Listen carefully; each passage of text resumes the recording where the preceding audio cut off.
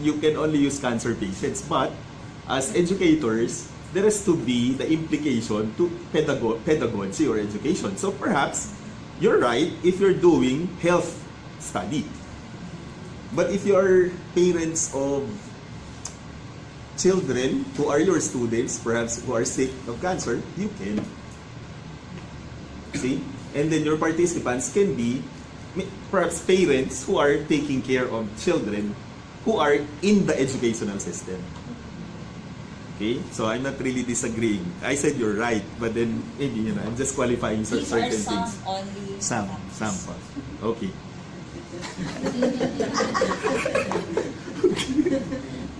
So this is recorded, Mama.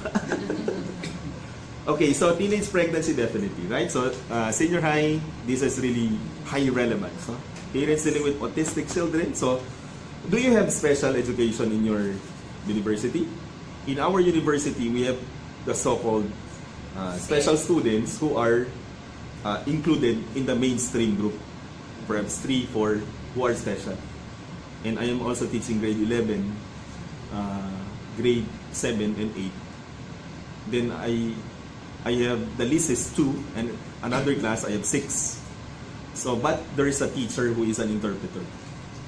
Later on, when I'll be discussing ethnography, ethnographic study, I have one topic there that is very relevant to special education.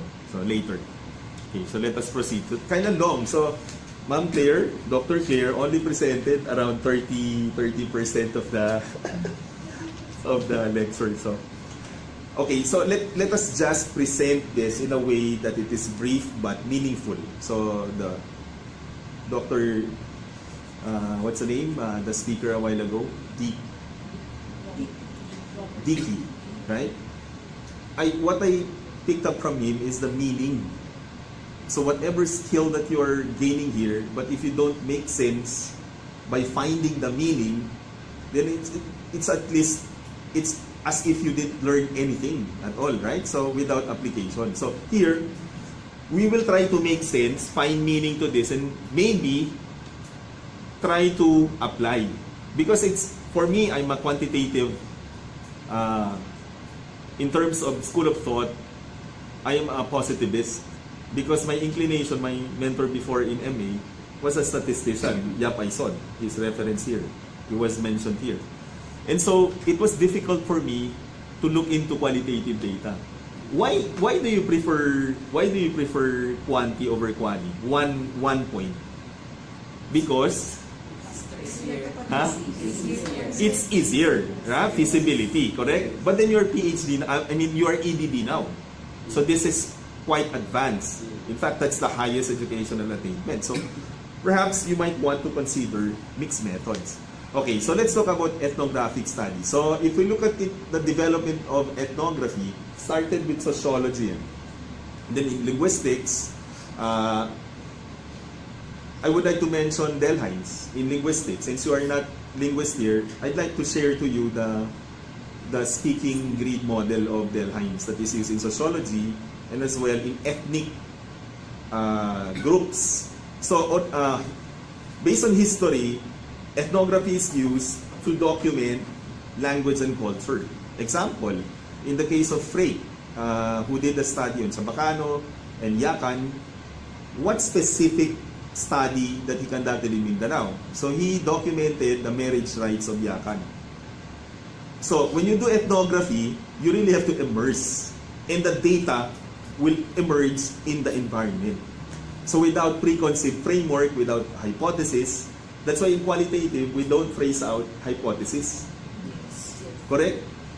We have certain things in mind, assumptions, but we have to go to the environment and try to really observe. So experience, live with them. That's why, as you said, it's easier to do quanti than quali. But in terms of meaning, I think you already feel the meaning of this. It's something that is more meaningful, right? Okay, so now, literally means writing about people, right? And then comprehensive description of the culture, as I said. Then collection and analysis of data on the lifestyle and activities of ethnics. Now, the development of ethnography started with ethnic groups. Like I mentioned, Chabacano community or Yakan community. But then, eventually, it was applied in education. That if you want to observe the teaching and learning experiences, students and teachers, you will have to sit in the room. So there's classroom ethnography.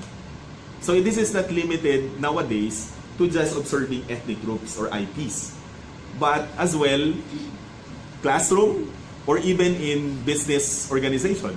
Sometimes they use ethnographic studies to observe the process of interaction in a certain organization. Okay, so definitely culture, right? So that's why this is really used in sociology and even in education and organizational variables. For example, education administration. Because ethnography is being used in, for example, you would want to analyze the business communication process in an organization. You'll have to observe during the meetings, analyze the memorandum, right?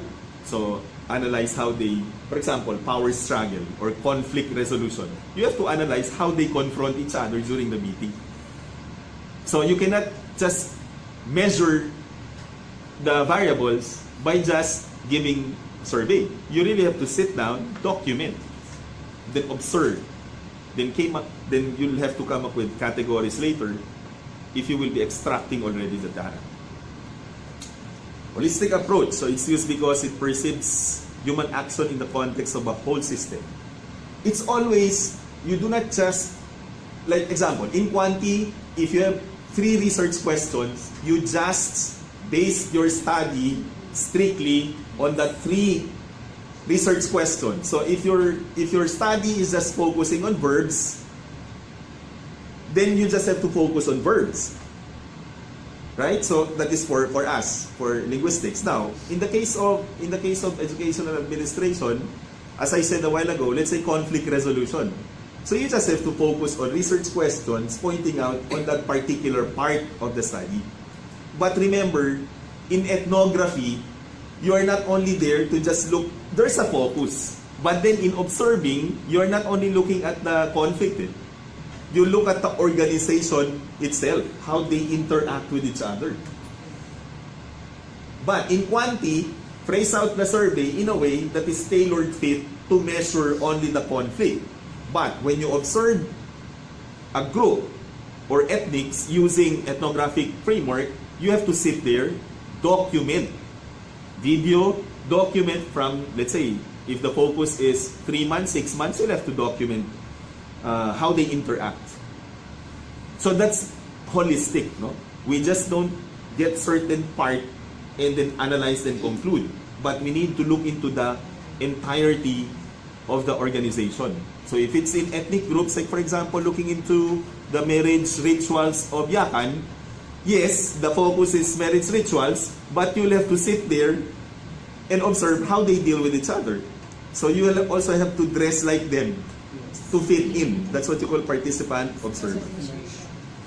Very good, very good. So that's holistic approach. Now, it requires in-depth study. Okay, I think that's clear. So description of culture. As I said, beliefs, values, practices, perspectives, folk knowledge, language, norms, rituals, material objects, and artifacts classified as material or non-material, culture, tangible or intangible culture. So basically, if we will classify this into criteria, so ethnography would look into social relationships, researcher as learner. So this is education. So for me, when you talk about education administration, you cannot really separate learning, correct? You are there because you need to ensure that the organization delivers, correct? Delivers what it has to be delivered. And so the teaching and learning aspect of your research should be this one, should include this one if you'll be doing ethnography, researcher as a learner. Hence, you'll have to sit in a room, observe, or interview the experts, the classroom teachers, even the students, the principals. So not only let them, sometimes when we do Quanti, let them answer the survey, then that's it. But here, you'll have to do focus group discussion or interview, and so on and so forth. Always first 10 information. When you do ethnography, it should not be according to your research assistant. Can you hire research assistant in ethnography? It's like you will really not be reliable as a researcher, right? To be effective ethnographer or ethnography expert, I think it's important that you should be there in the environment, right? So you need to participate. But if there's budget, let's say you want to compare cultures.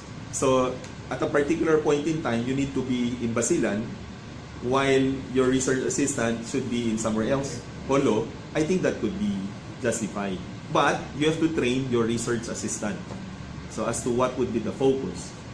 And of course, you'll be paying your research assistant, right? Then long-term observation. So there's no ethnography for 3 days, 4 days. As I said a while ago, 3 to 6 months, I think. For original sociologists who came to Mindanao and studied the cultures of ethnic groups in Mindanao, they stayed for quite some time, given the problem of security, right? But they stayed. Now that's the irony of it. Who are doing publishing research on ethnography? First, not Filipinos. If you Google, let's say Chabacano, then the author's name would come out, Frake. Frake is one of the ethnographer or sociologists who studied different languages, Chabacano, and even rituals, marriage rituals of Yakan. It's always long-term observation. O eto na, participant observation. Sit. So, the Manobo tribe, in Lasal, for example, we have classmates who did observe. So, do you see how the Manobo tribe dress up? So, you have to dress like them also. And then you have to inform the chief, that you will be coming in, then observing them. So, then ethnographers as research instruments, naturalistic observation, eclectic approach. So, various data collection techniques. So, you can make use of, as I said, first observation, field notes, interview, focus group discussion. So, these are various data collection techniques. Interactive, reactive approach. So, research approach is flexible and reactive. Always, right there and then, in that particular scenario, sometimes you will immediately get the reaction of your participant, right? Whether they like you, they're sensitive about the idea, if they feel like trying, it's there. So you cannot really let your emotions go with the participant because you are there, you're trying to be neutral. You do not give your opinion as to what is the thing that she has to feel. You are there to just ask and get the data, correct? So it should always be flexible and reactive. Now, if you think that the participant is not anymore engaging, then you'll have to be flexible. Think of something else in order that there will be the continuation. There's continuous flow of data gathering. Humanistic perspective always. Cross-cultural frame of reference. You can compare, as I said, compare one culture to another. So, two kinds of ethnographic research would be descriptive ethnography that describes trends in the area of study, establishes typologies and categories. Ito na yung mamaya, later I'll be sharing you about studies, categories, about how we did it in linguistics. And then critical ethnography would be quite in-depth already, quite difficult. So relates mainly to ethnological research that critically analyzes the relationships between social practices and overarching macro-cultural principles. Quite difficult. So in terms of the period of observation. Now, Johnson and Christensen also came up with ethnology and ethnohistory. So, more on comparative study. Ethnohistory is diachronic, looking into the history of the culture, right? So, here are the possible topics for ethnographic research. So, communicative practice of senior high school pre-service and regular teachers. maybe there's a difference of practice, no, with pre-service and how the pre-service behave in school and how the regular teachers would have their practice as well. Do you agree? Okay, so whether you disagree or agree, then you have to come up with a study on that. So if you observe, my example is geared towards linguistics, applied linguistics, because I'm a communication linguistics major, no? So maybe you can just find the connection, then try to relate with some of the topics here. Then you can come up with your own later, and then I will agree. If I agree, then we can work together. We can email each other here for possible research collaboration. So you're blessed because you're here, no? So this is in fact we already established the linkage already. So whatever you will be coming up here, whatever you will be building up in this workshop will be used for future research collaboration. Then the voice of LGBT in the educational system. This was what I was telling you a while ago. The communicative strategies used by teacher interpreters in dealing with subject teachers and special students processing inputs through sign language. So, my load is oral comm. So, how do they communicate? How do they communicate with me? They are using sign language, right? How do I communicate with them? I use language. So, hence there should be an interpreter. Now, the study is focused on how do interpreters, their teachers, how do they communicate, let their students process, and how do they communicate with the subject teachers? Remember, they will have to translate not only English, math, everything. It requires communicative skills. Otherwise, you wouldn't be able to understand well what the subject teacher would be aiming to do for that particular period. So this is, in fact, dealing with special education. So these topics are my current, work in progress research. No? So I'm already conceptualizing. So I'm just sharing you. So for possible ethnography. Now, there's one study that I submitted for institutional research. So are you familiar with institutional research? So there's a research department, and then the research department will be inviting faculty to present research. So I presented a proposal on this. So one ethnography study that I did was kind of advanced already because it's using ethnomethodology. Are you familiar with TBI, Technology Business Incubation? It's like that program was funded by, in fact started by DOST. The main purpose is to help employees generate income. Employees or other businessmen who would be wanting to get the technology in the university. And then that program will be funding certain for education, training, and for the business itself. Do you want to know what are the businesses? So there is native chicken. And then there is lettuce, propagation of lettuce. Then there's vermicast or fertilizer. And then there's also mushroom. Do you know that there's money in mushroom? Yes. So all these things, I said, okay, so since they invited me to be the business writer of the module, I thought I can do research using that, studying that variable, the communication variable, the business communication. So I would want to see, I will have to use ethnomethodology. I would want to see how they use their communication skills to ensure that their business will become sustainable and profitable. So how do I do it? I cannot just sit down, then give them survey. No, I have to really observe how they process during the training. So phase 1. And then phase 2, when they are already doing the business with their employees. How do they communicate? So I will have to ask permission to analyze their meetings, their memorandums, letters, bulletin, posts, or even social media advertisements. So those are the things that I will analyze using ethnomethodology.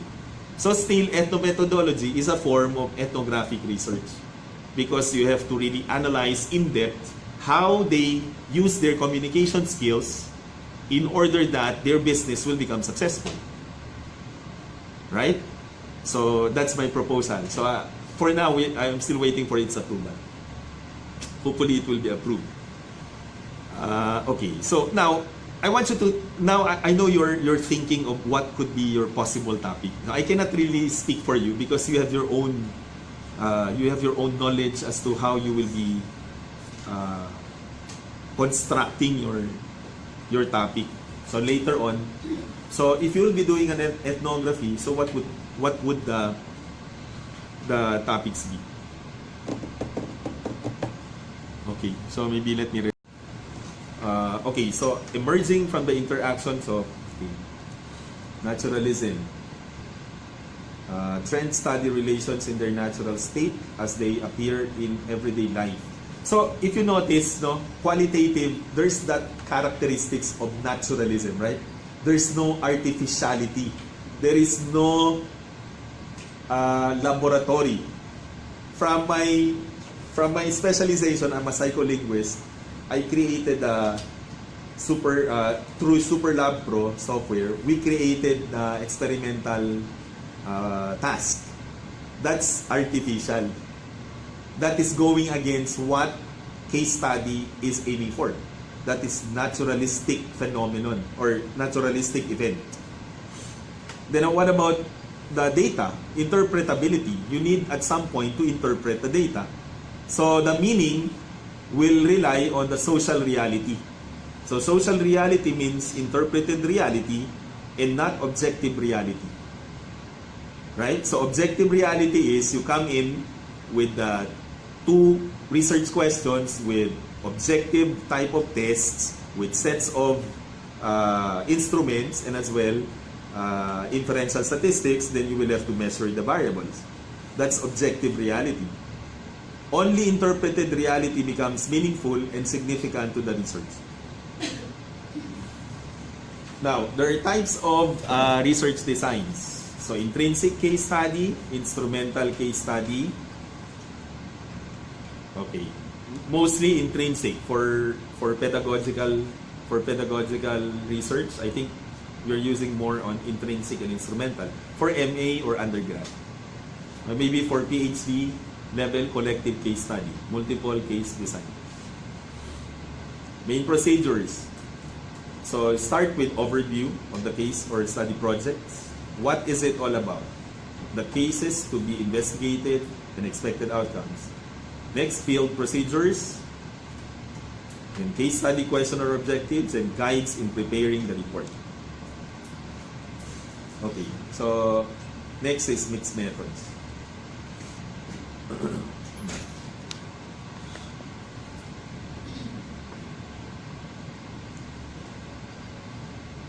So the origin of mixed methods, in fact, started with quanti and quali. So here, we will have to somehow look into the arguments. I'm not really convincing you to take this path, no? I wouldn't really want to influence you to really take this path, but you have to decide on your own. But if you were to decide on your own, what will you choose? Quanti or quali? Anyone? Sir, based on your opinion. Based on your explanation, sir, I've learned a lot, so I'm gonna convince that I will use qualitative research. Okay, so you will forget about quanti? That's really, sir, but I think it is more interesting. So you can, for now. So you are looking into that direction already. Okay. So basically, we will start with the argument. So there's some sort of a dichotomy. Like, for purist quantitative, no, they wouldn't really consider qualitative data as data. For them, there has to be numbers and statistics for you to consider your data. Okay, now, let's look at the following argument. So let's start with this one. The products of pragmatist framework merging the quality. Okay, so the merging is this one. Mixed methods, research methodologies. Now, let's proceed with the positivist paradigm. Now, it has historically been the cornerstone of social science. Do you agree? So historically, it's always in terms of social science, which where the education is under, or language, so under social science, would really be focused more on quantitative. So purists call for researchers to omit their preconceived notions, refrain from emotional attachments, and remain uninvolved with the objects of investigation, and test or analytically elaborate their mentioned hypothesis. So for quantitative researchers, if you have your research problem, you really have to trace out null and alternative hypothesis, correct? Then you don't need to really sound like you're supporting it or not. If you elaborate, it's like you are already sharing your biases. So what the positivist would be trying to refrain is when you will become what? Subjective. When you tend to already be subjective in your research, then you are not a positivist. Now, is that your frame of thinking? Because if that's our frame of thinking, then you will have to do quantitative. Now, what's also the reply of constructivists or interpretativists to quantitative research? So the argument is that here various form realities existed. It is not quite logical to distinguish absolutely cause and effects relationships without the knower. Who is the knower? The researcher. In that the knower and known are inseparable, because the knower, who is subjective, can be the most reliable source of existence. How can you take away the knower in the research process? Do you see the point? Your voice should matter in research. But for positivists, your subjective feelings, your experiences do not actually matter. What matters would be your framework, your conceptual framework, which in fact is not yours. You're getting it from the experts, and you're testing, for example, replication. Your subjectivity, interview, personal experience, lived experiences as a knower do not matter for that particular conceptual framework if you're doing ed-ad type of studies. Now, Jung, 1958. If you read, are you following Carl Jung? Carl Jung is one of the highly respected psychologists. So as early as 1950s, there have been arguments already as to what is really the basis of quantitative research. And so Carl Jung once stated that statistically